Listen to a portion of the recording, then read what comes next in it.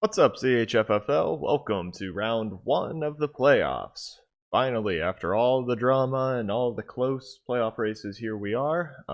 We still will wrap up week 13, and then we're going to spend more time on the winners bracket playoff matches, obviously, but we will look at everybody. So last week, week 13, I went 6-0 for the first time in quite a while.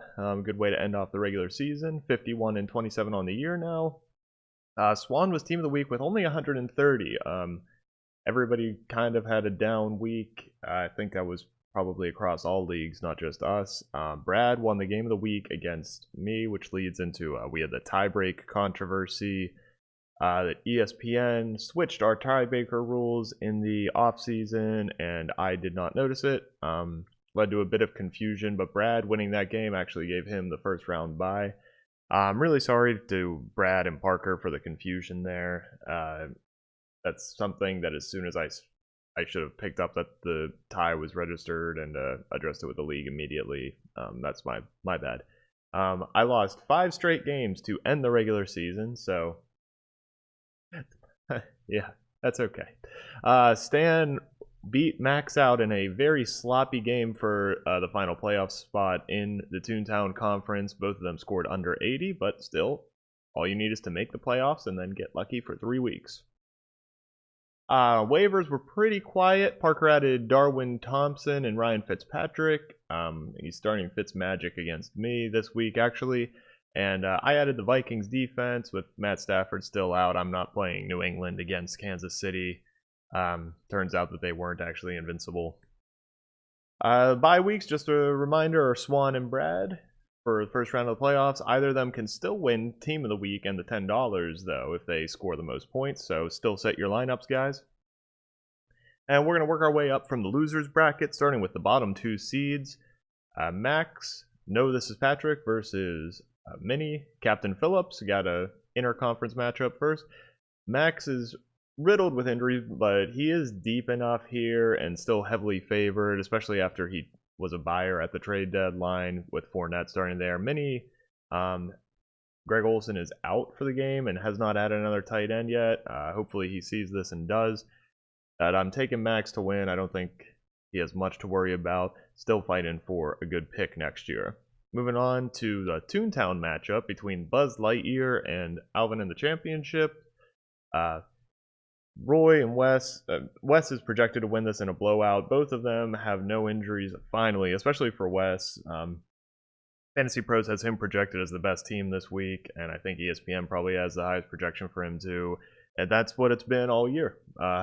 Just Wes's team looking great on paper and not quite getting it done, but I do think he wins this consolation bracket match. Finally, the top 2 teams to not make the playoffs, the butt-touching Booty Bandits, Grant versus the Megalodons, Marty. Marty got 42 on Thursday from Dak and Zeke, really good set, and Grant, after selling off, his players just all look boom-bust to me, so I'm taking Marty. Now, to the 2 games everybody is actually here for, the winners bracket. First, we have Stan, and Shaggy got Scooby-Doo versus Mark. Lola gives me a chub. Stan lost twice to Mark already this year, and now he gets his 3rd chance. Stan picked up 9 from Tariq Cohen Thursday, and Mark got 20 from Mari Cooper. Stan is rolling with Josh Allen versus Baltimore. Tough quarterback matchup. We'll see how that goes. And Mark has a nice matchup for his 2 Cleveland boys. Nick Chubb and OBJ are both playing Cincinnati. I got to take Mark here, as exciting as an upset would be, and as much as I want every team who already has 2 championships to get eliminated, I do think Mark takes this. Finally, we got my Windfall Island Nittany Lions versus Parker's Blackbeard's Trading Company for the 3rd time this year. We split the regular season series. Allen Robinson got me 21 on Thursday. Got to be happy with that. But Parker's team looks fantastic and has good matchups up and down the board this week. He gets to play teams like Washington and the Falcons.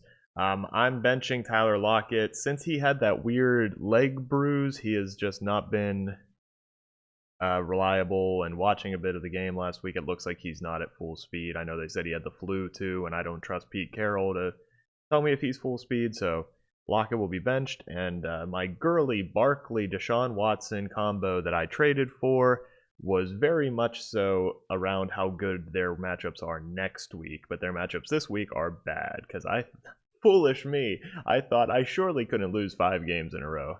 Parker, though, Le'Veon Bell out surprisingly yesterday. He's going to start James White against Kansas City, who in PPR, that's still a great start at running back. I'm taking Parker. I think he has what it takes to go all the way and get his 3rd championship this year against probably Swan or Mark. But I don't have confidence in myself. I do think it'll be a close game. And best of luck, Parker. Best of luck to everybody. We'll see you after the dust settles for round 2. Goodbye.